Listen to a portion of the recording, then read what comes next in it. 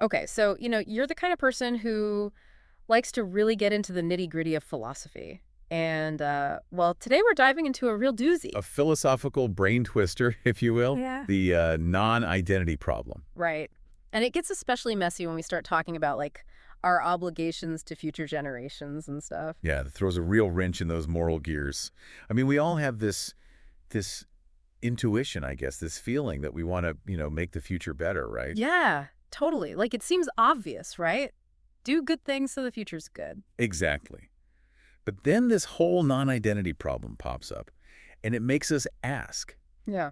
like, how do we even know our actions are actually going to make those specific people in the future better off? It's way harder to figure out than you'd think. It is. So, to break this down, we're turning to the Stanford Encyclopedia of Philosophy's entry on, you guessed it, the non-identity problem. It's a really, really thorough piece, very detailed and all the different arguments and stuff. Super helpful. And we're basically going to, like, walk you through all the key points. Like, we're all just sitting around chatting about philosophy. Exactly, a philosophical deep dive together. Exactly. So our goal is to really unpack this whole non-identity thing for you. We're going to explain why it seems to clash with our, like, gut feelings about morality, and then look at some of the ways philosophers have tried to solve it. Some of them get pretty wild, I'll tell you. But it's all about getting us to think deeply about, like, what it even means to be a person. What is harm, really? And what kind of duties we have to people who don't even exist yet. Right. Like, whoa. Okay, so to start things off, there's this idea from Gregory Kafka, and it's about the precariousness of existence. Yeah, precariousness. It's kind of a fancy way of saying that each of us, we almost didn't exist at all. Right. It's crazy when you think about it. Like, you almost just never happened. Exactly. I mean, think about all the things that had to go exactly right for you to be here. Like if your parents had conceived, even a few seconds later, Oh my gosh, yeah. totally different sperm, totally different person. It wouldn't be you.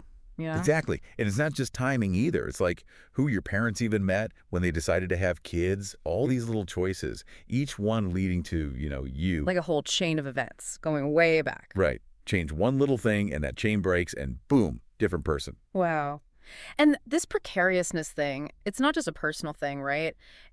It gets even weirder when we think about, like, the future of society and stuff, like climate change, for example. Oh, yeah. That's where the non-identity problem really gets interesting. Like, we all agree, pretty much, Yeah. that we need to do something about climate change, right? To protect future generations. Yeah, for sure. But here's the thing.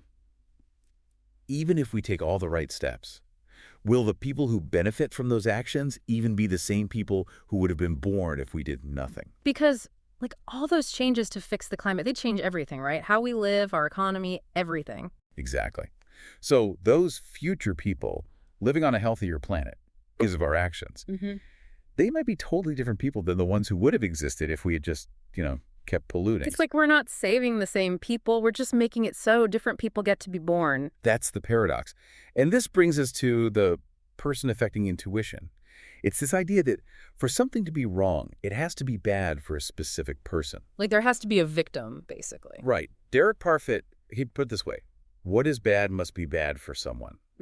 And I think it was Jan Narveson who said this funny thing like, we're all for making people happy, but we're neutral about making happy people. I love that. It's about, like, helping people who already exist, not just creating new happy people. Right. Okay, so now I've got these two ideas.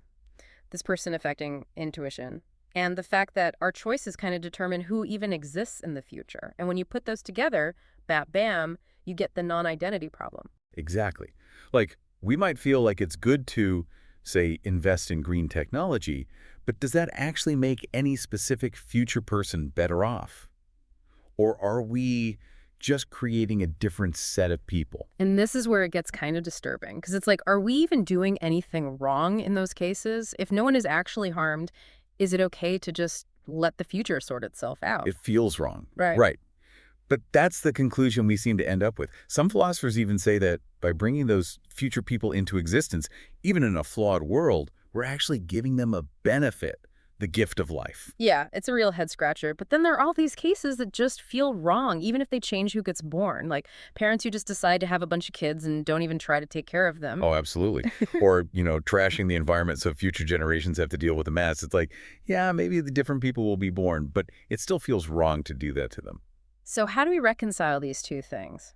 Our gut feelings and this non-identity problem. Well, philosophers have come up with a bunch of different approaches. Some of them say we need to ditch this whole person-affecting intuition.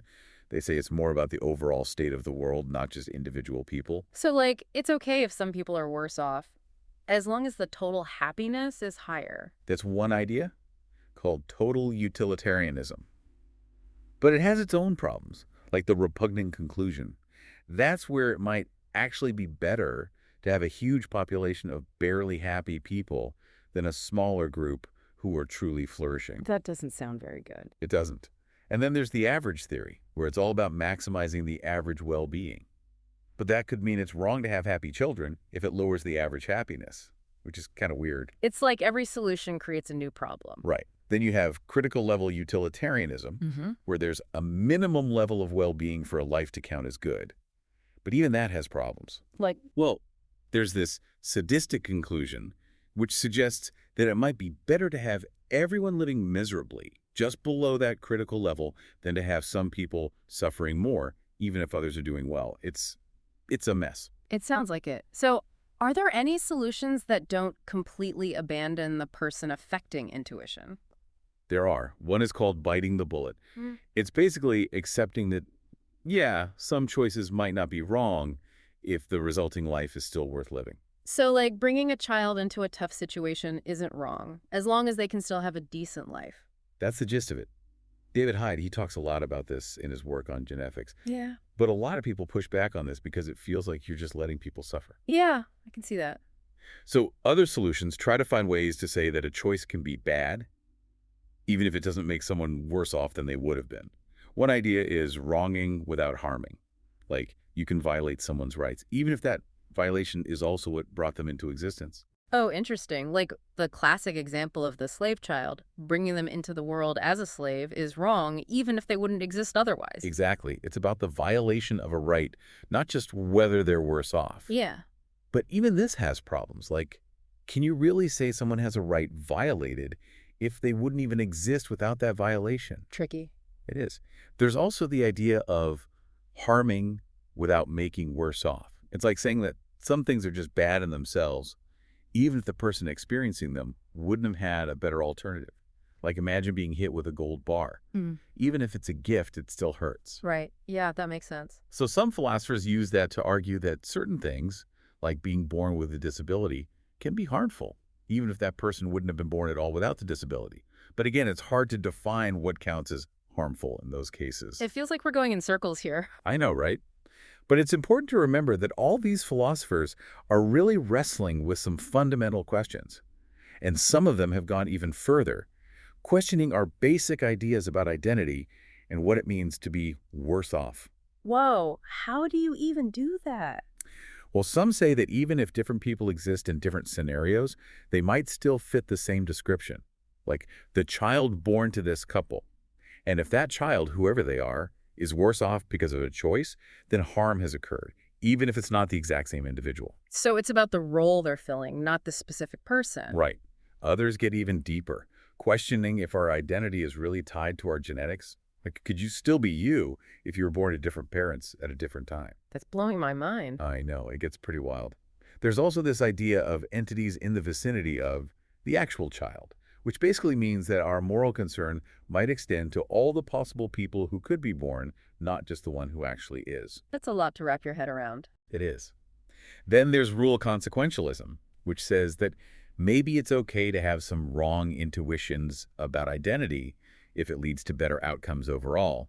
And some even argue that the problem is with how we think about cause and effect, that maybe it's not just about whether something made someone worse off, but whether it affected them for the worse. So many different approaches. I know. And then there's this thing called McMahon's asymmetry.